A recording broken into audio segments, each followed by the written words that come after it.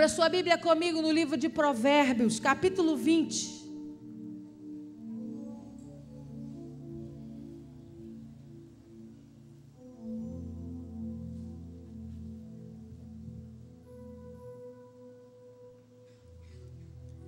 Livro de Provérbios, capítulo 20, versículo 1.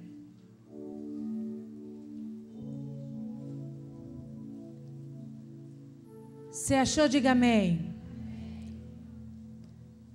Diz assim a palavra do Senhor para nós: o vinho é escarnecedor, e a bebida forte, alvoroçadora. Todo aquele que por eles é vencido, não é sábio. Amém? Feche os seus olhos, abaixe sua cabeça. Senhor, na autoridade do nome de Jesus, te rendemos graças por essa noite. Te rendemos graças por tudo o que o Senhor vai fazer na nossa vida. E eu quero profetizar na autoridade do nome de Jesus que dias fabulosos estão por vir. Que uma história nova está sendo escrita nos nossos corações. Que o Senhor já está determinando as peças para se encaixarem, para que tudo dê certo na autoridade do nome de Jesus. E eu quero te pedir, Pai, em nome do Senhor, fala conosco essa noite. Ministra sobre os nossos corações. Eu me coloco atrás da cruz de Cristo, a sombra do Onipotente. Dependo de Ti, Senhor. Toma esse altar que é Teu de honra e direito. Fala conosco na autoridade do nome de Jesus. Amém. Se você pode, aplauda o Senhor. Aleluia. Glória a Deus. Nós vamos falar hoje do sétimo elemento. Nós vamos falar hoje sobre o vinho. E o vinho tem características muito especiais, porque o vinho, o que é o vinho? O vinho, na verdade, é resultado da colheita da videira. Os frutos da videira são levados ao lagar, que são duas rodas grandes, eu estou falando do tempo antigo, duas rodas grandes de pedra, onde eles jogavam as uvas, a vide, o fruto da videira são as uvas, e jogam as uvas nesse lagar, e com uma outra pedra, eles empurram sobre esse tanque redondo e espremem, e aí tira-se um suco grosso, né? Um suco grosso da uva, e eles colocavam em recipientes. Na época não tinha jarra de vidro, na época não tinha jarro de porcelana, eles colocavam em vasos de irmão, vasos de barro. E guardavam aquele vinho em vasos de barro. Então é claro, eu preciso que você entenda que em todo o texto bíblico, desde o Antigo Testamento ao Novo Testamento, a Bíblia fala de duas relações a respeito do vinho. A Bíblia fala de um vinho que é resultado do suco, do fruto da videira espremida, guardada com um certo tempo. Esse suco passa a ser fermentado. Ele gera fermentação. O que é isso? O princípio que começa a fabricação do álcool. Toda bebida alcoólica passa por fermentação. É assim com a cevada, na cerveja, é assim com outras bebidas alcoólicas. E com vinho da mesma forma.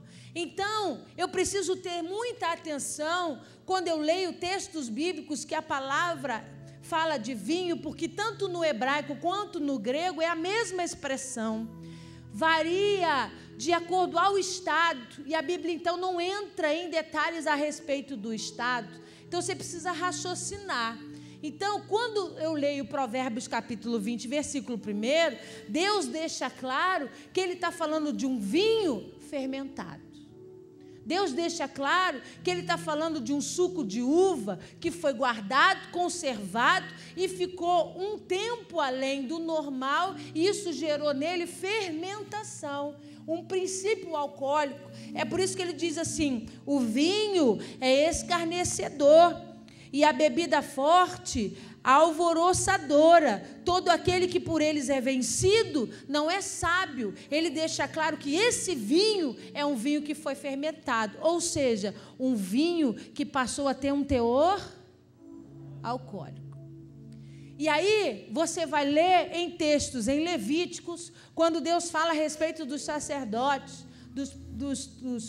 dos líderes espirituais daquela época, Deus também diz: não deixe que eles sejam tomados pelo vinho de forma alguma, porque eles precisam ter consciência 24 horas por dia, porque a hora que eu precisar de um intercessor, eles precisam estar são para poder entrar e falar comigo. Então, o que significa isso? Deus não é bobo não, irmãos. Suco de uva não deixa ninguém desorientado das ideias.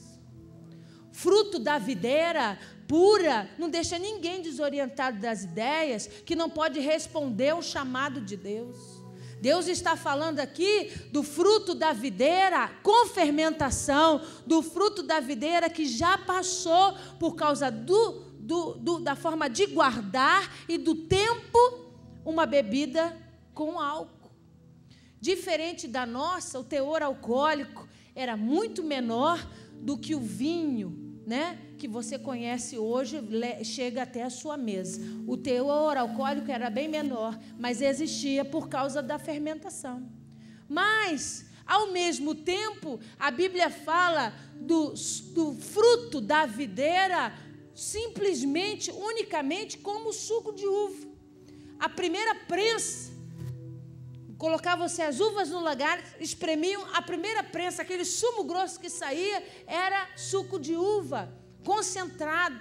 E esse suco de uva era usado para muitas funções. A Bíblia fala que o vinho era usado como bebida normal, tanto fermentado quanto não fermentado, e era usado como remédio. Abra lá comigo em 1 Timóteo, capítulo 5.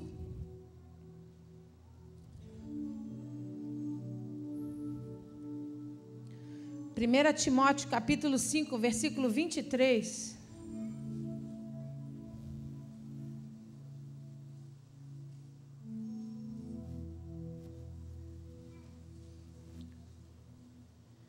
Primeira Timóteo 5, 23.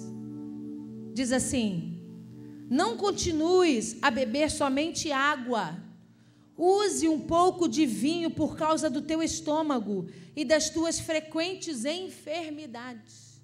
O vinho também era usado como medicamento, o vinho também era usado como remédio, e o vinho que fermentava demais, que ficava velho, ele virava o quê? O vinho velho vira o quê? Vinagre. Lembra que eles tentaram dar vinagre para Jesus Cristo quando ele estava na cruz do Calvário? Algumas versões chamam de fel. Lembra? Gosto amargo, vinho velho, vinho envelhecido que se tornou vinagre, gosto forte, né? Cheiro forte, mas para quê? Com poder de cura, com poder de amenizar a dor.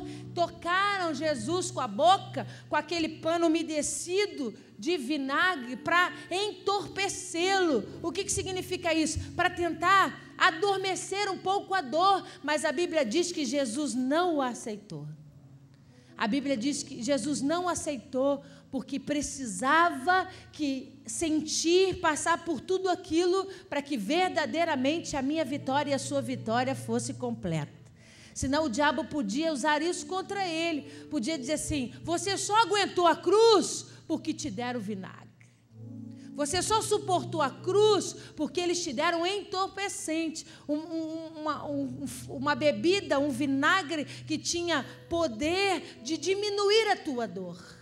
Mas Jesus falou assim: não, eu estou aqui para cumprir todo o propósito, e é sobre o meu corpo que virão as enfermidades e as dores, mas eu vou vencer para que eles tenham vida e vida em abundância. Você está entendendo? Diga amém. Agora, a Bíblia também diz para mim que o fruto da videira também era usado como remédio sem a fermentação. Pergunta assim para mim, como, pastora? Quando eles iam fazer circuncisão nas crianças, nos meninos, você sabe o que é a circuncisão? Todo mundo aqui sabe o que é a circuncisão? Não? Eles... Ah, Jesus.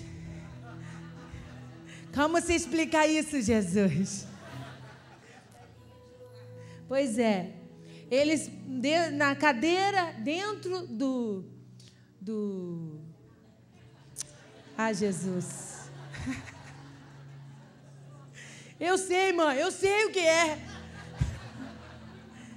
Eles colocavam a criança sentada na cadeira do sacerdote.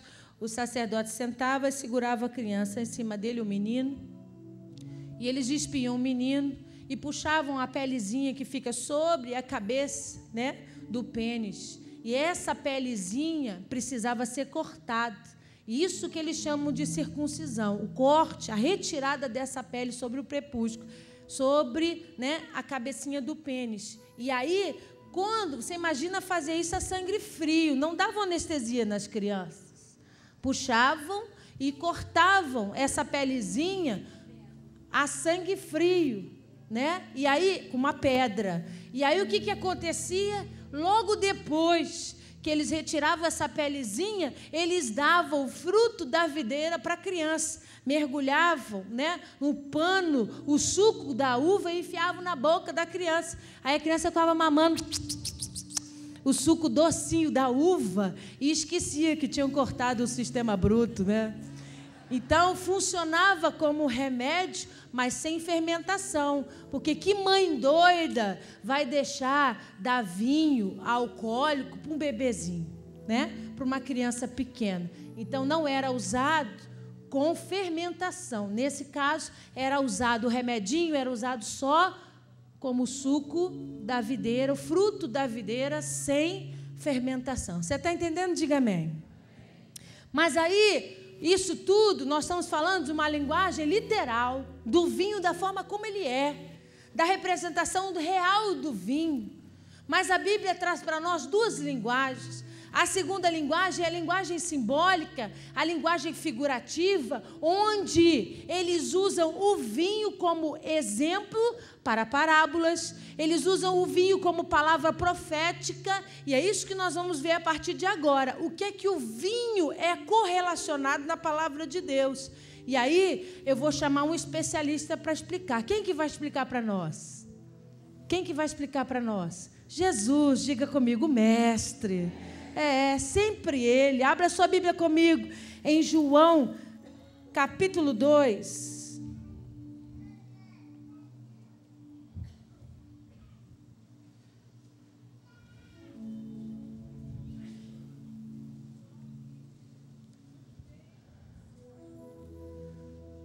João, capítulo 2, versículo 2.